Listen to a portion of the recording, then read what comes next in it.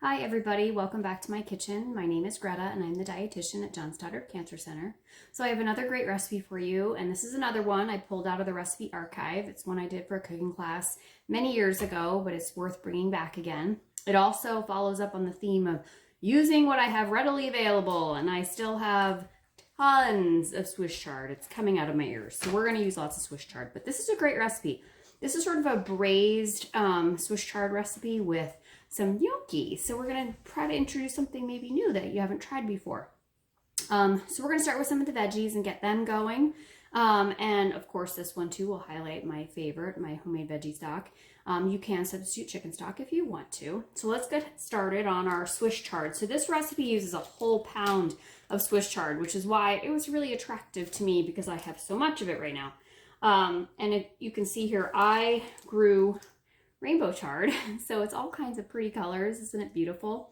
I really like Swiss chard because it doesn't have that sort of bitter taste that kale sometimes can have, that can be kind of off-putting to some people. It's a very mild flavor. It's very versatile. You can use it in stocks and stews, but you can also eat it in a salad. It's great fresh. So what I did here is I pulled all the greens off the stems because this is another great recipe that utilizes all the parts of the Swiss chard. You're going to use the stems and you're going to use the greens, but the stems of course cook a little bit longer than the greens, so that's why we separate them. So I want to show you again how we separate them. So if you take your chard stem like this and you hold it right where the greens kind of start and gently sort of pull, all of your greens will come off just like that and you're left with the stem. So we're going to chop up our stems. And I just kind of line them up like that. And we're just kind of chopping in, I don't know, 1/2-inch size pieces. Some of the stems can be a little bit thicker than others. Mine are pretty uniform. And these are going to cook with our leeks. So this recipe calls for 3 leeks. And if you don't have leeks, you can substitute onion. That will be fine. You could substitute shallot as well. I like leeks. They're pretty readily available. They offer a really nice sort of milder onion flavor. Again, it's using what's readily available. Some of these stems are a little bit bigger and tougher. All right. This is another nice recipe because today, the day that I am making this recipe, it is really hot outside. But we don't have to turn our oven on for this recipe, which is really nice. All right, so all of our stems are chopped. I'm going to sort of move them to the side. So next we want to work on our leeks. So this is kind of what a leek looks like. It has a green part up here, and then there's sort of a light green and a white part at the end.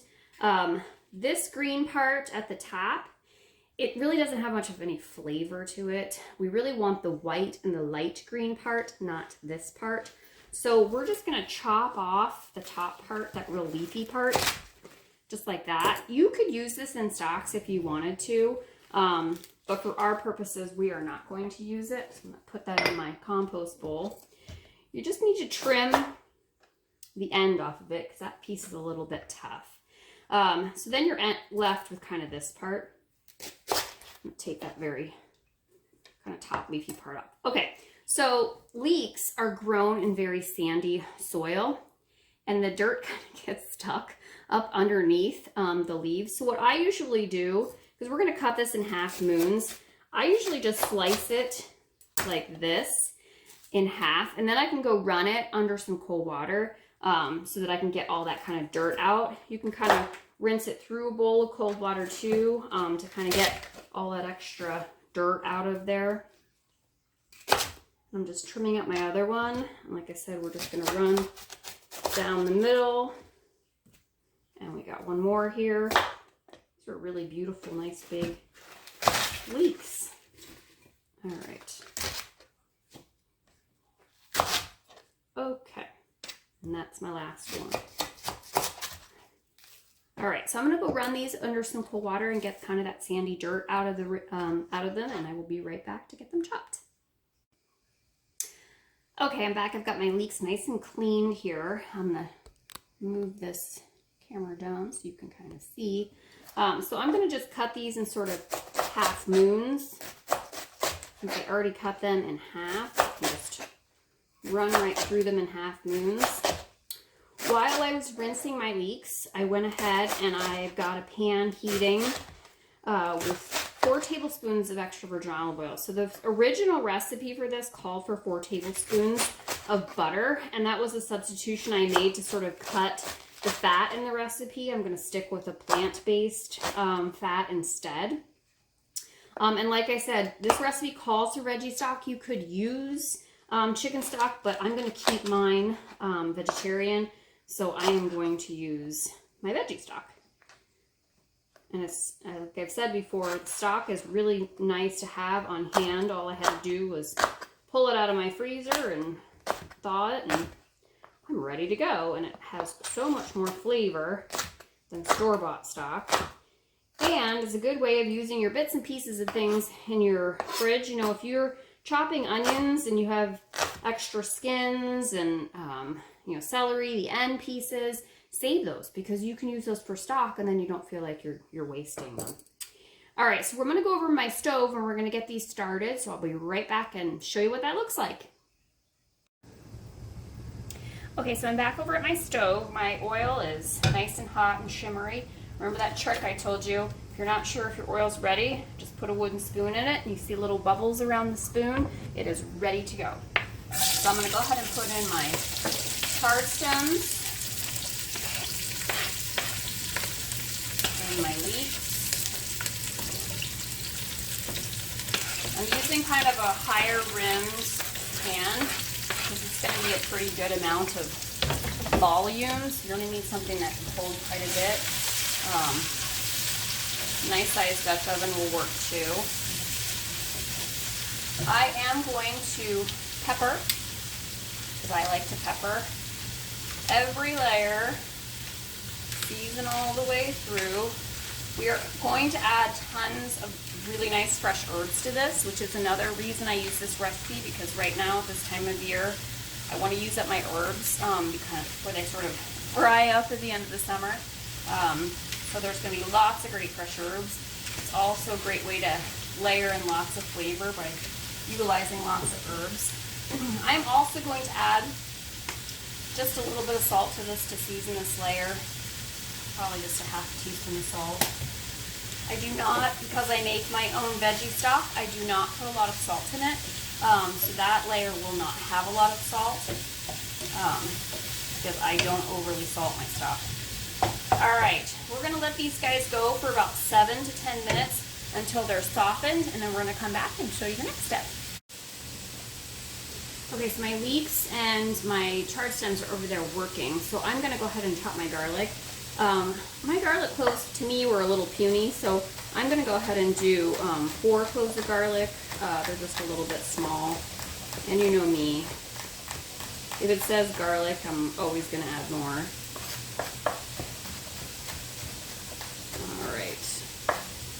So this recipe calls for about a pound of potato gnocchi. So potato gnocchi, it is what it says. It's a potato product. It's they look like kind of like little dumplings. I'll show you what they look like this. So they also make cauliflower gnocchi. You can find it in the frozen food section at pretty much any grocery store. I have tried this recipe with both, and I did a taste test with my family. And they said there was absolutely no difference, which is fantastic because cauliflower gnocchi is sometimes a little easier to find. It's also lower in carbohydrate. So if you're looking for a lower carb option, go with the cauliflower gnocchi and you will not change anything in the way of flavor. I happen to have a pack of the potato gnocchi on hand, so I'm going to go ahead and use that. I kind of tend to go back and forth depending on what I've got readily available. You can, like I said, you can do, there's shelf stable, which is what I have. It does also come frozen. Or you can do the cauliflower gnocchi, pretty much always comes frozen. So look for that in the frozen food section. So when we add the garlic, we're also going to add some fresh thyme. So I'm going to teach you a little Greta-ism. So there's a few things in the kitchen that I find very tedious. Chopping garlic right now is one of them. I hate chopping garlic. because it's sticky and it sticks to your knife and it sticks to your fingers and then it sticks to the cutting board, it sticks to everything. So it kind of drives me a little nutty. But something else I don't love doing. So fresh thyme. It's these teeny tiny leaves on these little teeny tiny stems, and pulling every leaf off these teeny tiny stems is kind of a pain. If you have woodier stems that are really going to let you kind of pull them off just like this, then yeah, that's cool. Then you can pull them off. If you don't want to do that with every single stem, what you can do, because this is going to kind of simmer in some stock, you can just throw some of the stems in whole. The leaves will fall off the stems as it's cooking, so I don't get too bent out of shape about if I don't get every single leaf off, because it's still going to infuse the flavor into the dish. But like sitting here and pulling all these little baby leaves off, oh my gosh, I'll just about go crazy. So it's not necessary. Just throw the stems in when we throw the garlic in, and you'll find that they'll cook right off of the stems and it'll be beautiful. Okay, so I'm gonna go check on my veggies and we'll be back and we'll do the next step. Okay, so I'm back over at my stove. My veggies are really nice and softened, and they're even just starting to brown just a little bit, so I will show you what they look like. They smell super duper good. So now we're gonna go ahead and add our thyme, stems and all.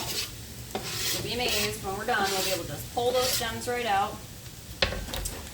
In my house, I always joke, if you get the stem, you get a prize.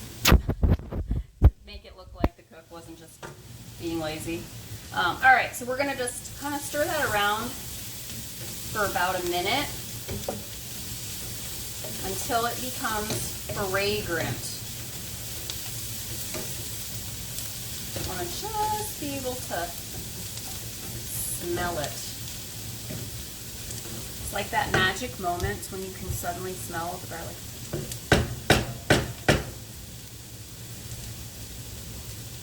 Right there. That's the magic moment. Okay, so now what we're going to do to sort of deglaze the bottom of our pan, I'm using a non-stick, so I don't have a lot of bits and pieces. If you're using more of a traditional Dutch oven, you might have some little brown bits at the bottom.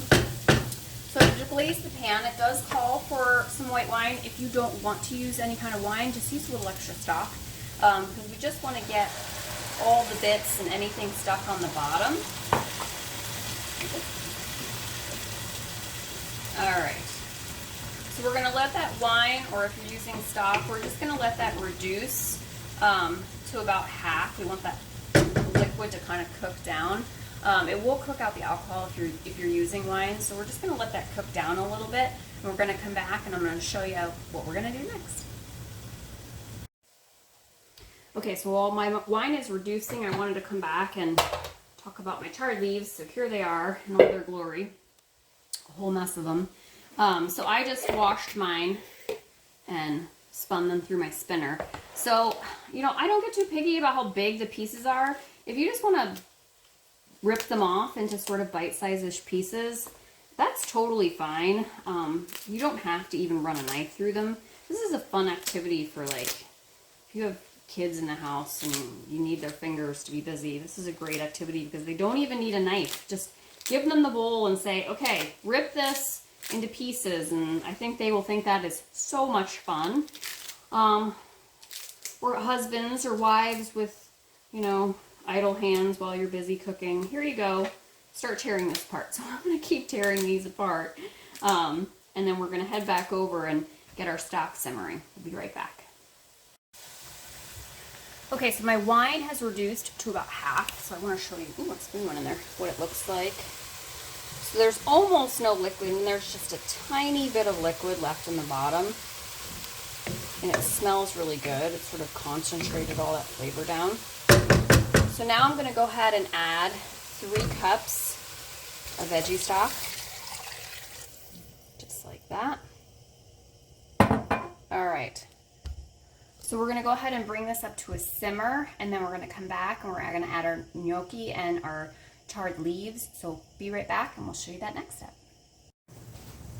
Okay, so my stock is now simmering and it smells so good. So we're going to go ahead and add our chard leaves. Now the leaves will also give off some extra liquid. So if you're like, there's not a lot of liquid in there, don't worry, because you're gonna get some liquid out of these leaves in there too. And then they'll cook down. Then we're gonna add our pound of gnocchi.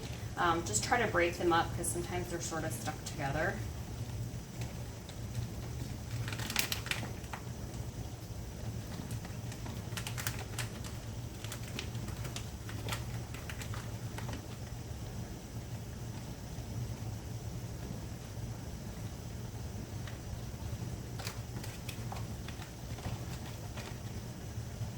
These gnocchi I actually bought at World Market. I get the most, if anyone's ever like wants to do something fun, and if you're ever bored or it's a super hot day and you don't have anything to do, go walk around World Market. I find the best food tidbits and things there. So many good things, hidden treasures there. All right, so I'm gonna just kind of push this all down into my stock so everything gets into that liquid.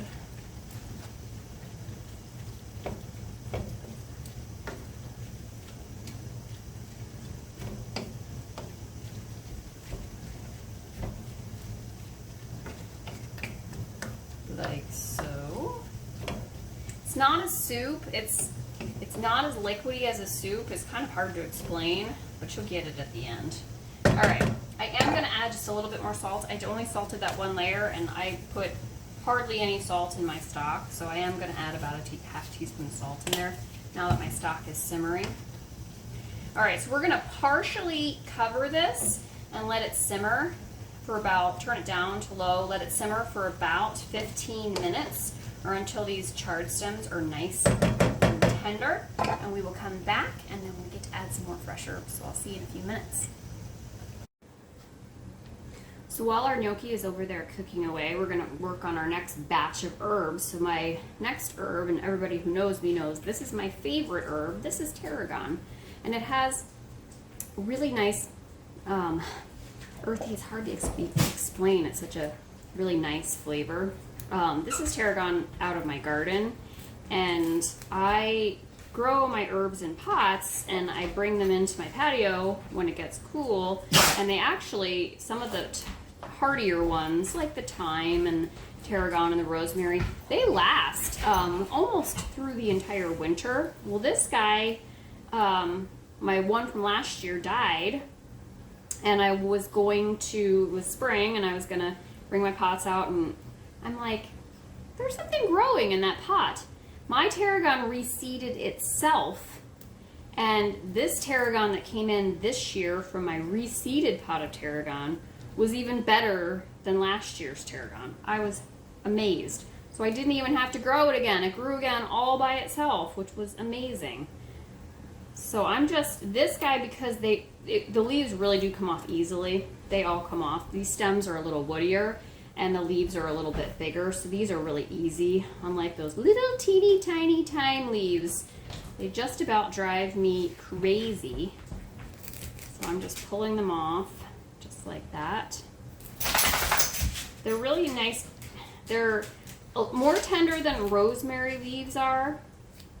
And they're a little bit bigger, so I do kind of run my knife through them and sort of chop them up a little bit.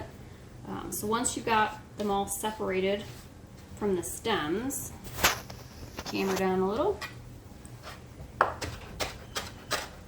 I do just sort of run my knife through them a little bit so there's more distribution through the whole dish. This tarragon is really probably my favorite. So, if you'd like to get an extra point toward a prize, post, if you watch this video and you post under the video what your favorite herb is, I'll give you an extra point. Maybe after doing Meals That Matter, you're gonna have new favorite herbs, which is always a lot of fun. All right, so when we add our tarragon, we're also gonna add 2 cups of peas. Now I know, peas are not everybody's favorite. A lot of people are gonna message me and say, I don't like peas.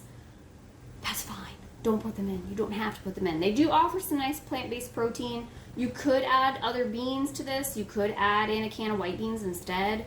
I just think the green peas just add some really nice freshness to it. It's up to you.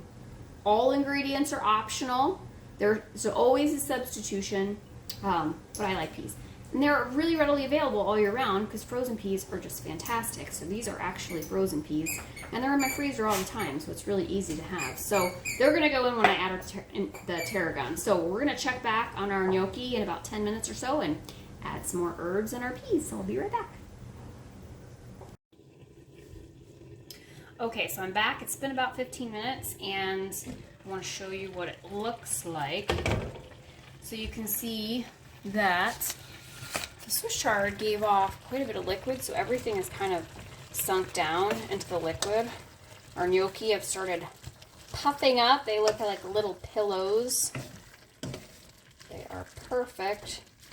All right, so now we're going to go ahead and add our peas.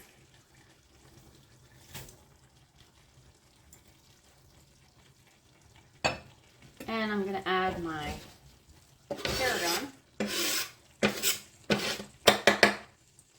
like that. Just going to give it a stir. All right, we're going to continue to simmer this partially covered for another 5-10 minutes just to kind of cook our peas through. And we'll be right back.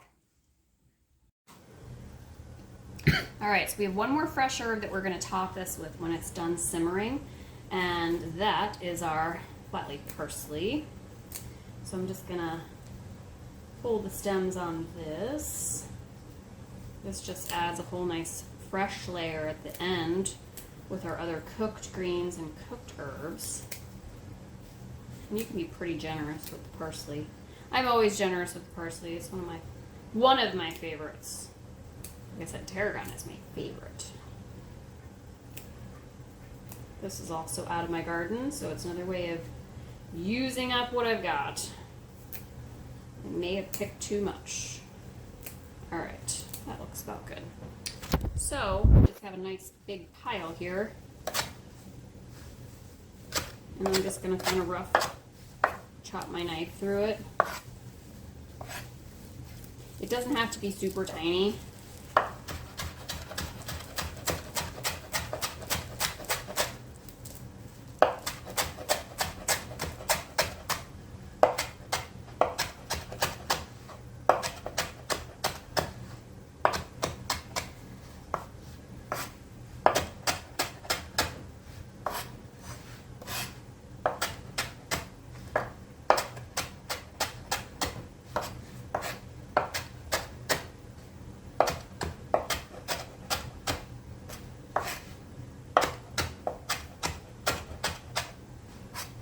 Okay,